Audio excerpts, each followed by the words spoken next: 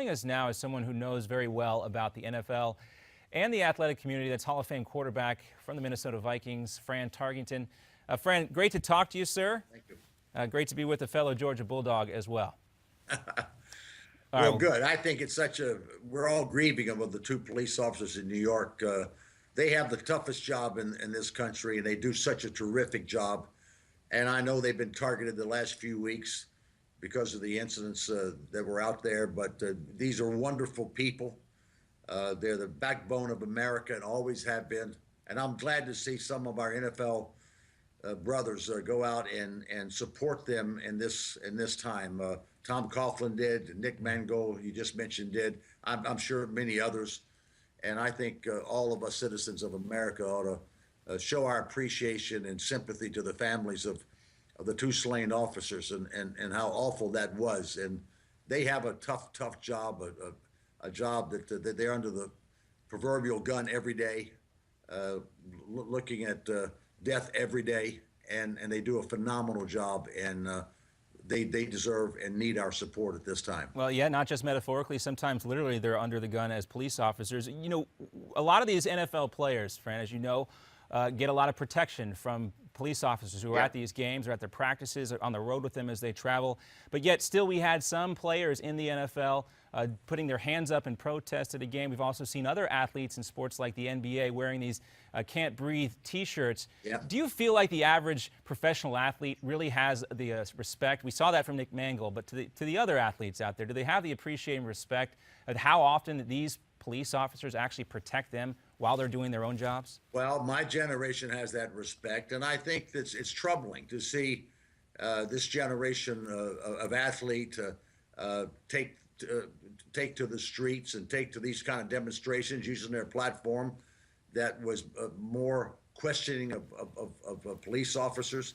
I think that's a dangerous signal out there, and the results of that dangerous signal comes back to attracting people like the crazed guy who shot these police officers. We don't need that environment. We don't need to put these police officers in more jeopardy than they're already in, and they need the support of all the people that have a public platform. And to use that against them, it's not a good idea. Do you think in any way, we mentioned those Rams players who did the hands up protest, do you think in any way they've contributed to this anti-police rhetoric that seems to be escalating and boiling over at this point? I don't know. I don't pinpoint that or not. The guy was a crazed guy who killed him. Maybe he never watches television. I don't know.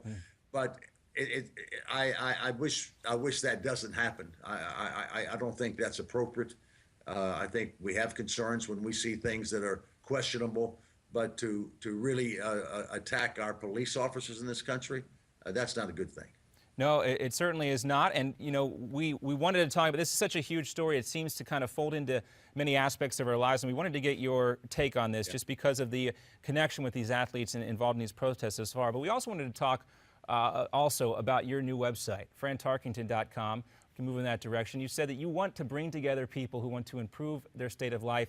And really you're talking about entrepreneurs here. Let's talk about that website. We got to take a short commercial break in about 45 seconds, but I just want to give everybody a little taste here. What are you trying to do with the website, Fran? Well, the website is frantarkenton.com, and I am engaging with entrepreneurs and thought leaders and people who just want to have a better life.